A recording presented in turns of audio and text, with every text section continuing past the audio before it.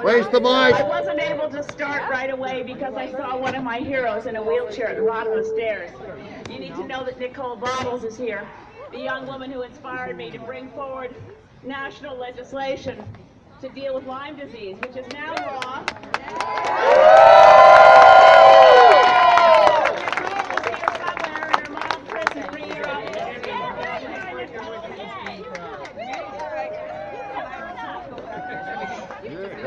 So Nicole is one of my and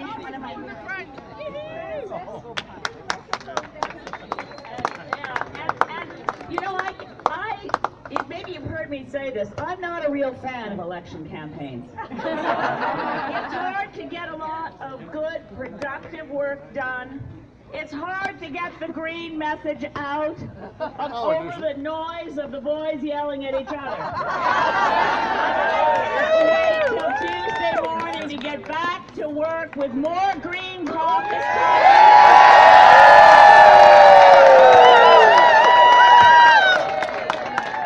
Under my Lyme disease law, we need to make sure there's a conference that happens soon to start acting to help Canadians with Lyme disease. And we need to start work first thing Tuesday morning, friends. We've got to go to work first thing Tuesday morning to start getting Canada on track to show some leadership at the climate.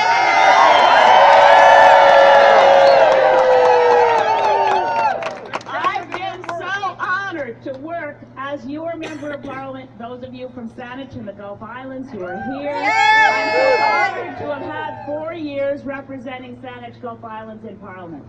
And I know that in those 4 years, I've proven all the pundits wrong who said, don't worry, one MP can't do anything. One MP will be lost in all the partisan racket. But no, I've been there at the forefront, the first member of Parliament to recognize the threat of Bill C-38, the first member of Parliament to raise concerns about the Canada-China Investment Treaty, the first member of Parliament to read C-51, as a matter of fact, I may still be the only member of Parliament who's read the first member of Parliament to read C-51 and say this act is dangerous and it must be repealed.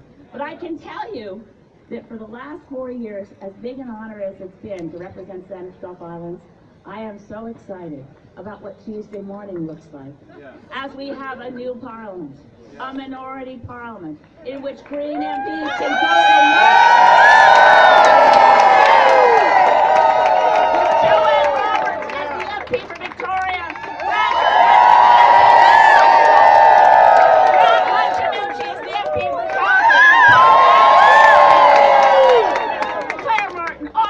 this country, Gord Miller in Guelph, Bruce Heyer in Thunder Bay.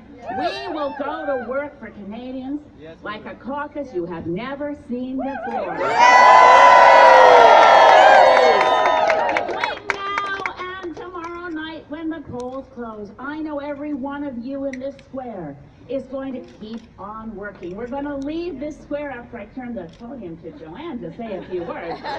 We're going to go back out, keep knocking on doors, keep rounding up those votes, and make sure that every Canadian who wants to vote Green does vote Green. Every Canadian must vote regardless of how they plan to vote. We need to bring up voter turnout. We need to reclaim democracy in the hands of citizens.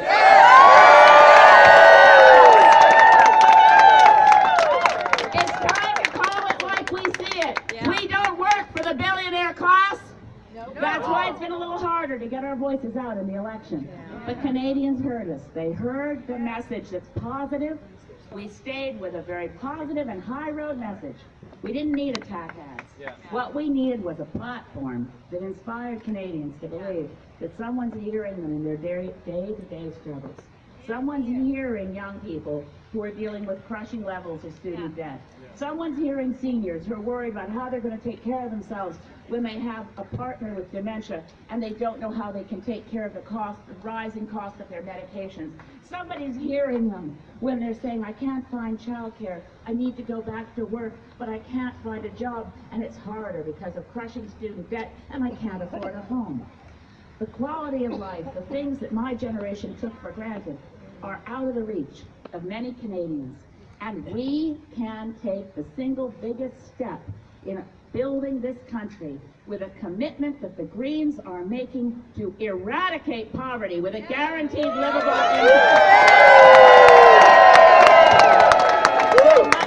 Monday morning, we get out the vote. Monday night, we celebrate. Tuesday, we go to work. Right now, I want to turn the podium over to the woman who has inspired Victoria to believe that they too can have a Green MP, and to know the woman who has been for 10 years literally the voice of Victoria that we listened to for so long on CBC. Joanne Roberts is the voice of Victoria, and she will ring true to her values, to our values as Vancouver Islanders. She will be the voice of Victoria to Canada.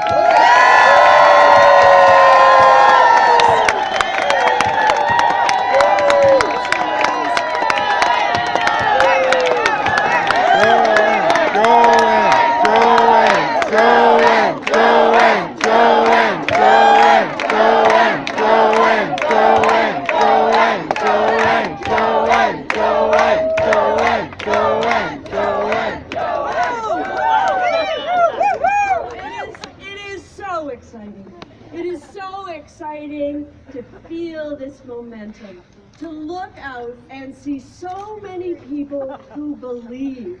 I must say that your belief has been so important to me, because you know, in a campaign that has been riddled by fear, we have tried to bring the message that there is hope. There is a different way to do this. There's a different culture that can be in the House of Commons. There's a different way to do campaigns.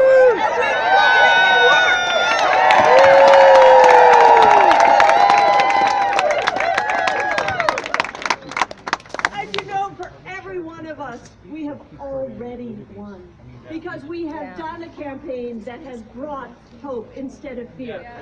But we are not finished yet. We have not, you know, everyone says to me, Joanne, are you feeling confident? Yes, I'm feeling confident. I am feeling so confident. But I know that every vote counts. Every vote counts. Every vote counts. Every vote counts. And we have to get those votes to the polls. You know, we've been told, I was just listening to another pundit, said, oh, you know, that other party, they're very good at getting out the vote. Well, they have seen nothing yet. We can do this. We know how to get out the vote. It will take every one of you saying we will follow through. We've come this far. We know the momentum is on our side, and now we won't take our foot off that gas pedal. We will go out tomorrow, bring your friends, and make sure that everyone who wants to vote, votes. And that everyone votes for what they believe in. Yes. That's what we're about. That's what we're about. Now, I brought in all the Kelly kids to make sure. So, I got the family out there. And now, oh, here's Georgia, my inspiration. She's going to help get us the vote, along with her mother and father. And I just say, you go get your friends. Tell them there is nothing better for democracy than tomorrow to make sure that everyone, the person who needs a ride, the person who needs someone to show them where the poll is, the person who just needs a little encouragement. This is an election like no other. We can win this. Go vote!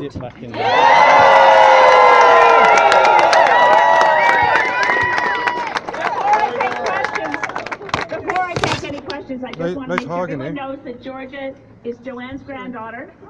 And I also want to make sure everyone knows that the Green Party is committed to work for those people who are too young to vote. We are a party that's here for the voiceless, for the kids, for the orcas, for the salmon. We're here for the voiceless. We're here for the marginalized, and we will give you voice. And together, we can do this. I just want to say as clearly as I can to anyone with the sound of my voice, electronically or in real life, send me reinforcements.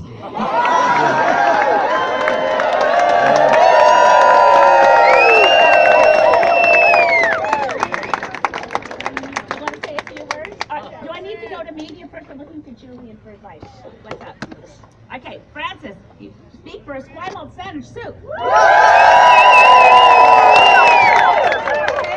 Thank you. Look at this. We're making history. Is this exciting? Yes. I just want to remind everyone, like Joanne said, vote from here, not from fear. Vote from here, not from fear. Vote from here, not from fear. Vote from here, not from fear. Thank you, thank you. We couldn't do it without everybody, and wow, what a turnout. Our numbers are just growing like crazy. I'm so excited I can hardly sleep. Who's gonna sleep? Nobody can sleep. And I want to make sure everybody hears the words of Fran Hunt-Janucci running in Cowichan and Malahat Langford.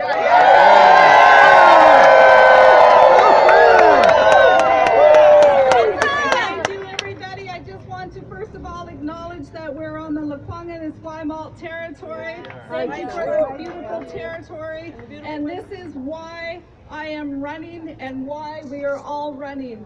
First and foremost, we have our ecosystems, our environment, our coastlines to protect and defend. And I'm proud to be standing green, and I'm proud, I know I'll be proud tomorrow when in Cowichan, Malahat, Langford, we have another green MP to send.